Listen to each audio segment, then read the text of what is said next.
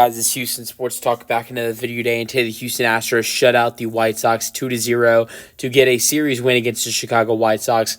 Great performance by the Astros. I wasn't not going to say great team performance.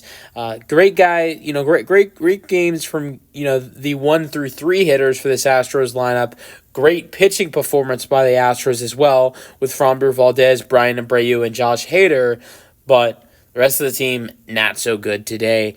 Hitters 4 through 9 were brutal. I will get into that in just a little bit, but it was pretty brutal today outside of the first 3 hitters for the Astros and the pitching. But we're going to get into this game as the Astros get a 2-0 win and are able to take a series win as well, and also a Mariners series loss, as the Mariners did win today, 10-3 against the Pirates. But still you still look at it and you're still happy with the situation. The Mariners were able to lose a series against a Pirates team who was probably the coldest team in baseball, going into that series losing 10 games in a row.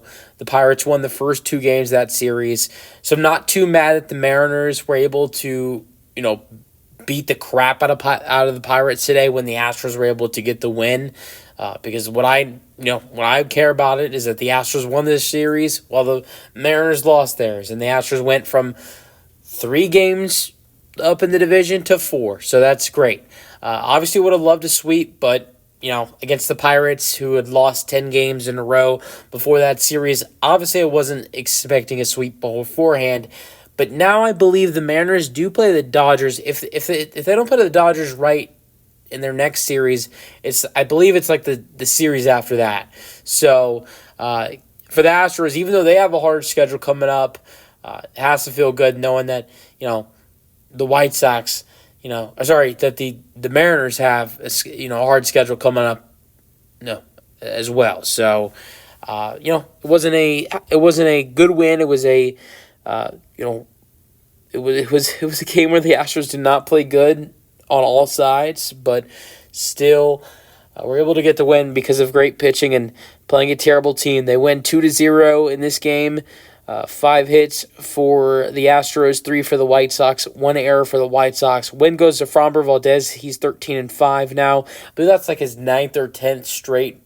Or yeah, it's like he's like the Astros are like 10-0 in his last starts.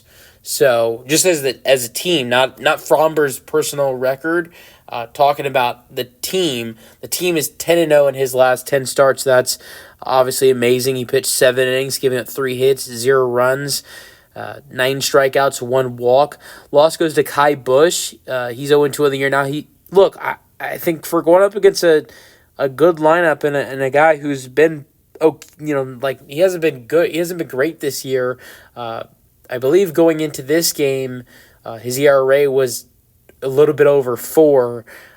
Pitched 6 innings, giving up 4 hits, 1 run, 5 strikeouts, 3 walks.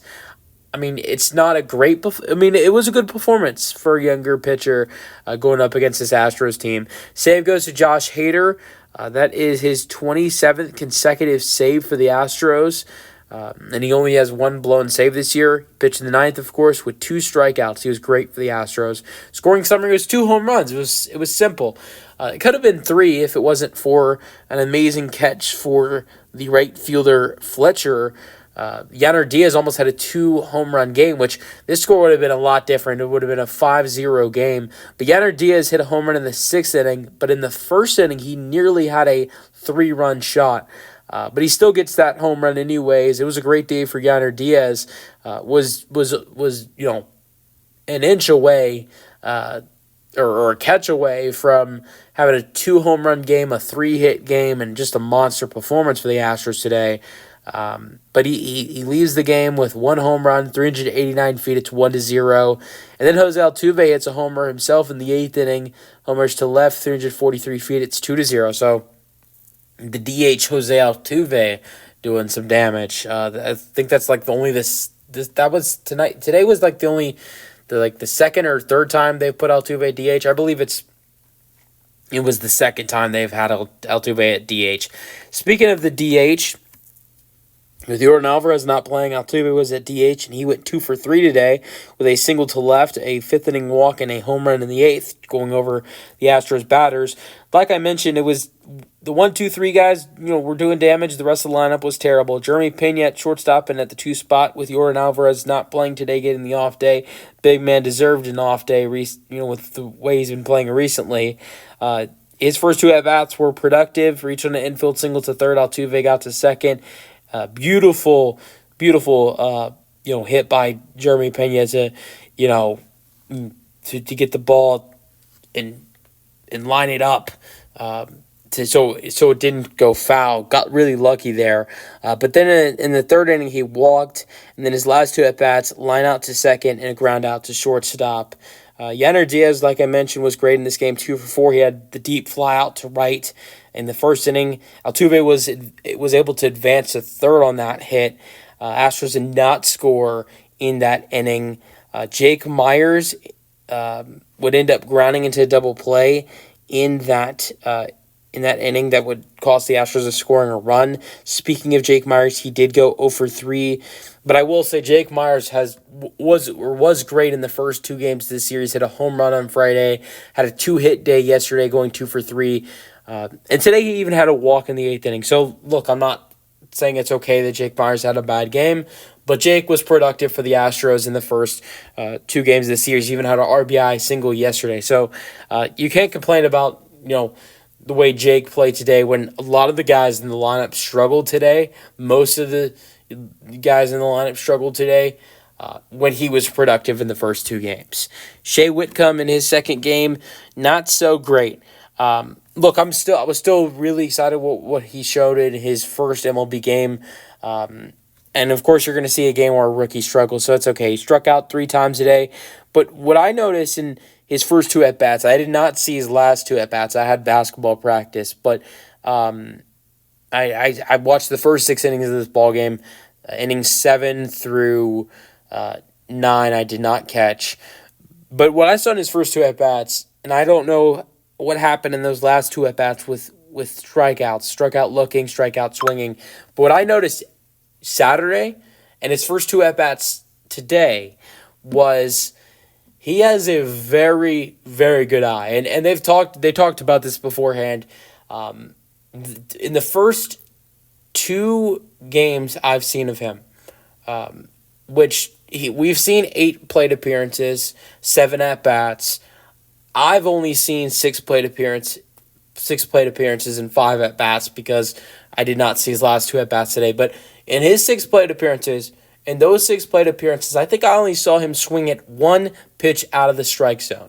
Now, he had 2 strikeouts in the 6th and the 8th inning. That could have changed in those innings. But in his first 6 plate appearances, not including the final 2 strikeouts in the 6th and 8th inning, what I noticed is very good with not swinging at pitches outside of the strike zone. Only swung at 1 pitch, and that was today. And I believe that was in his second at-bat when he had a 4th inning ground out to shortstop. And the 1 pitch I saw him swing that was outside the strike zone wasn't very far at all from the strike zone. It was just a little bit below the strike zone, so it wasn't that bad. So I don't know how things played out in those final 2 at-bats with those strikeouts. One of those strikeouts in the 6th inning, he struck out swinging, so I don't know, if those strikeouts, since, obviously 3 strikes, I don't know if any of those strikes were in, him swinging at any, outside, the strike zone balls. I mean, they could have been, he could have been swinging at pitches that were, in the strike zone. But that's something I really noticed and liked about him from what I've seen of him. But he was playing third base today, and he was able to get some more plays at third base in this game than he was able to in his first game. Yesterday in his first game, he only had 1 play at third base, and that was a foul out. All right, Zach DeZinzo 0 for 3. I was praising in his first 3 games, how he was not striking out a lot. Since then, he is a strikeout machine. He struck out in his first 2 at-bats, and he had a fly out in the 6th inning to right. Not so great for him. Now, the next guy playing second base while Altuve being the DH, Mauricio Dubon, really like what I've been seeing from him in the last 4 games. Want to mention his last 4 games, Dubon is 3 for 11 with a couple RBIs and has 3 walks. Now, Dubon, in his first 97 games of the season, Mauricio Dubon only had 10 walks in 97 games. But in his last 4 games, Dubon has a total of 3 walks. Dubon has been walking more. He had a walk in the 4th inning. So we've been seeing him reach base with, getting more walks recently, which, he has 10 in 97 games in the first 97 games, while in the last 4, he's had 3. He's been he's been better in that category.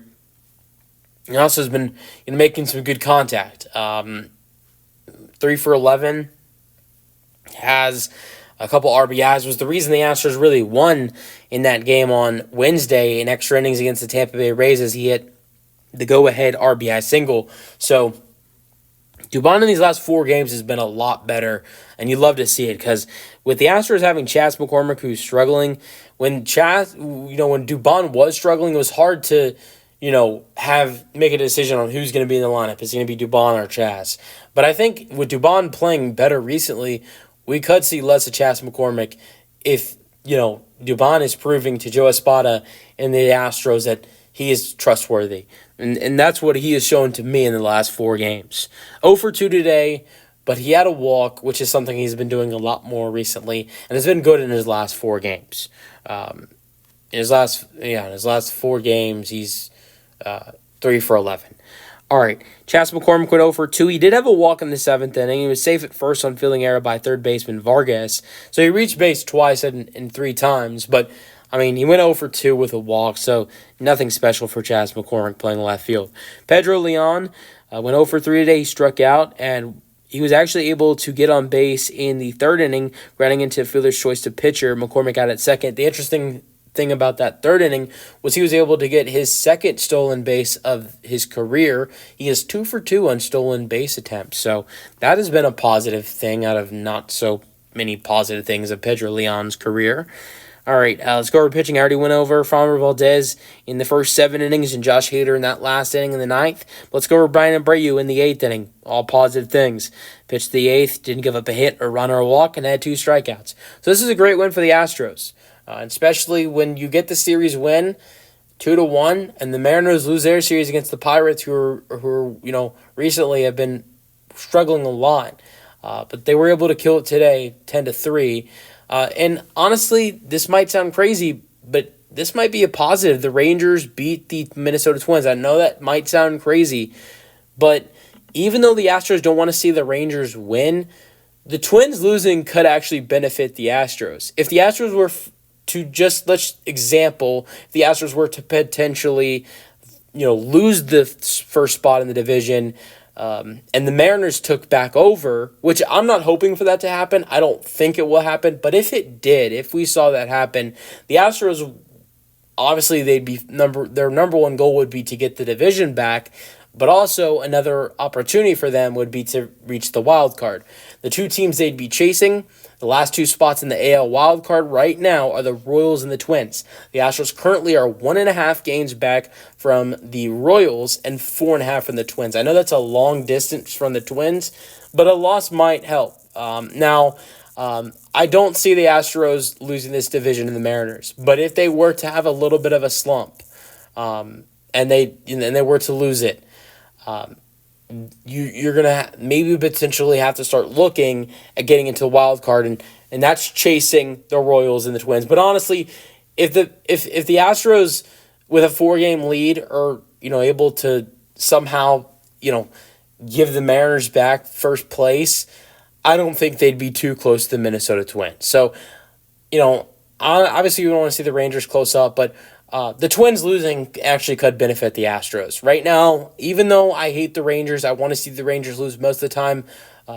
I will root for the Rangers if they're facing a team like the Twins or the Royals, because those are the two teams right now that if the Astros were in the wild card fight, that they'd be chasing. So I think every loss counts for the Twins or the Kansas City Royals currently. Let me know your thoughts in the comment section as the Astros win 2-0, and peace out. Go Astros.